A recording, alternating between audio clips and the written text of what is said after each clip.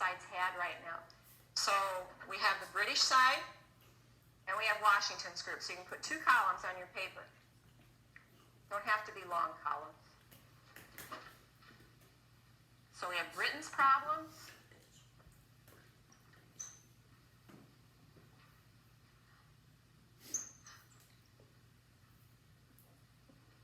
And we have Washington's problems.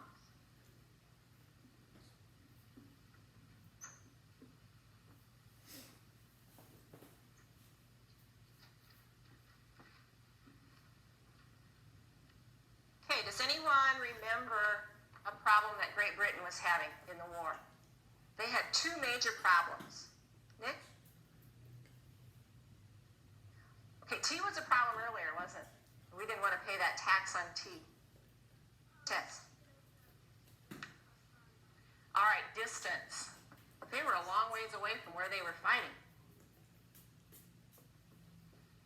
They were way across an ocean. All right, distance was a problem, and Brett? Now, they didn't have problems with that. Remember, they had a trained army that had the red coats, and they were ready to go. What was their other problem, Lacey? Okay, that would be distance. Chris? Being sure that people knew how to fire the cannons? No. Tell you what, it was the size of the colonies. They had so much area to try to regain.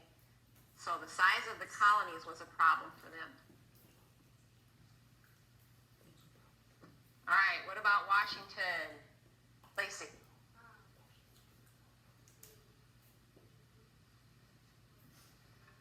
All right, I'm going to put that down here for number 3. Lack of support. And then we'll talk about that in just a second. All right, they were poorly trained.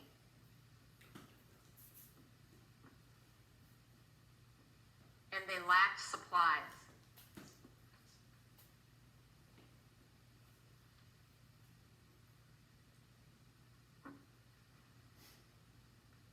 Remember, we have 13 separate colonies that are not really joined together yet.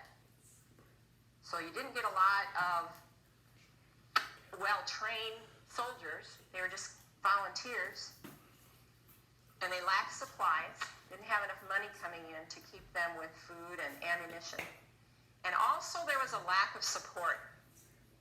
We're going to look at a pie graph. Yep. What's this graph divided into? Will? Fifths. Okay, each of these is 1/5 of the pie.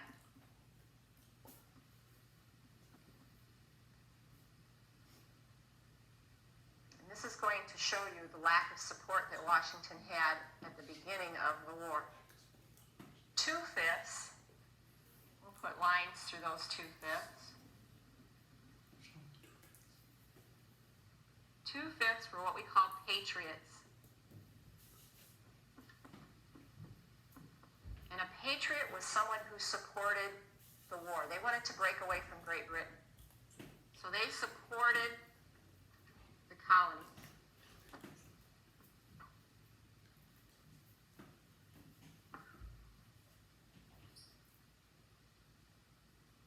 How many fifths do we have left? Lacey? 3/5. Good. And out of those 3/5, 1/5 were what we call loyalists.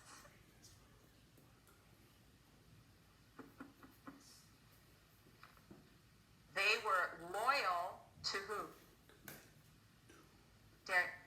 Britain, right? So they supported Great Britain.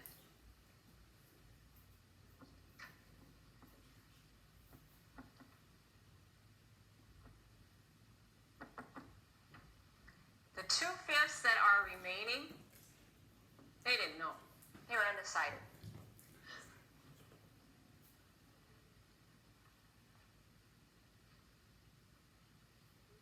So this shows you the lack of support. You only had 2/5 of your people who actually supported you, would help you out, fight your battles for you, give you money if you needed it.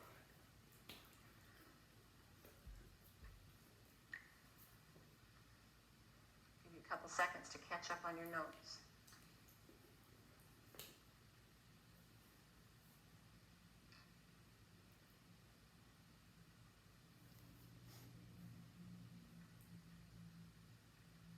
Now, even though Washington knew he only had 2/5 of the people behind him, he goes back to Boston. So Washington goes to Boston.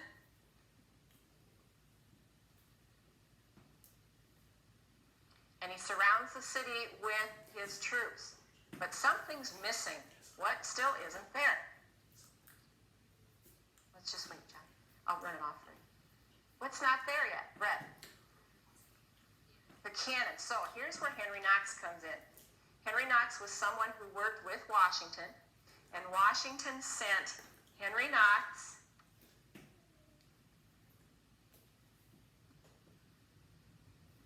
to the fort for the cannons. Now, it was a long, hard journey, and we are talking about March 1776. No, 75. 76. So what time of year is it in New England?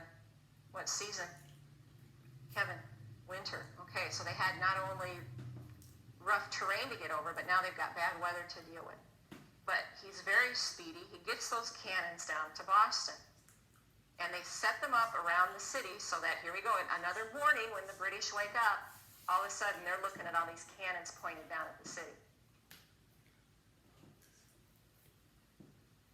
Now, the British general who's in charge of Boston says, okay, we surrender, but if you don't let us leave peacefully, we're going to destroy the city before we leave, or before you come in and take it over. So Washington was very smart, and he let them leave. So it saved the city of Boston. So the first year, here we have our colonies getting an army together, and they've won some major battles, or at least they did very well in them. And also, they've proven to the British now that they can really fight, and the British aren't going to get this done so easily. Any questions? Okay, your assignment for tomorrow then is to read lesson 2 if you've not done so already, and take notes over the words in blue. Okay, you have a few minutes to do that. If you've already read 2, you can go on and start 3.